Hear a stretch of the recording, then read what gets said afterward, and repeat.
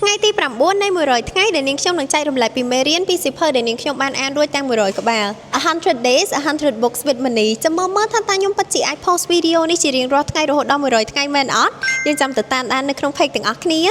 ថ្ងៃទី9សៀវភៅ Outliers សៀវភៅ Outliers នេះគឺបាននិយាយថាមនុស្សពូកែឬមួយក៏ជោគជ័យខ្លាំងៗមួយចំនួនគឺមិនត្រឹមតែពឹងផ្អែកទៅលើអ្វីដែលគាត់មានពីកំណើតទេប៉ុន្តែគឺគាត់ទទួលបាននូវឱកាសវប្បធម៌ការគ្រប់គ្រងការវឹកហាត់ហើយដែលគាត់ចំណាយពេលវេលាទៅធ្វើរឿងនោះច្រើនជាង 10000 ម៉ោងទៅទៀតដែលនាំឲ្យពួកគាត់ក៏ទទួលបានជោគជ័យអញ្ចឹងមានន័យថាបរិបទនៅជុំវិញខ្លួនក៏សំខាន់ដូចជាទេពកោសល្យរបស់យើងដែរតើបងប្អូនធ្លាប់ទទួលបានឱកាសក៏ដូចជាការគ្រប់គ្រងទៅលើគោលដៅរបស់បងប្អូនដែរអត់ចាំខមមិនប្រាប់នៅខាងក្រោមនេះផងណាអរគុណច្រើនចាំជួបគ្នានៅវីដេអូថ្ងៃស្អែកទៀតពីនាងខ្ញុំសេងរស់សិដ្ឋាមនីចង់ឲ្យជីវិតជាសិស្សនិស្សិតងាយស្រួលគុណនឹង2និងបានជោគជ័យកាន់តែឆាប់កុំភ្លេចឲ្យសោះបំណង App version 2 download ឥឡូវនេះដោយ free តាមរយៈ QR code នៅលើអេក្រង់ឬក៏តាមតំណនៅក្នុង caption ខាងលើ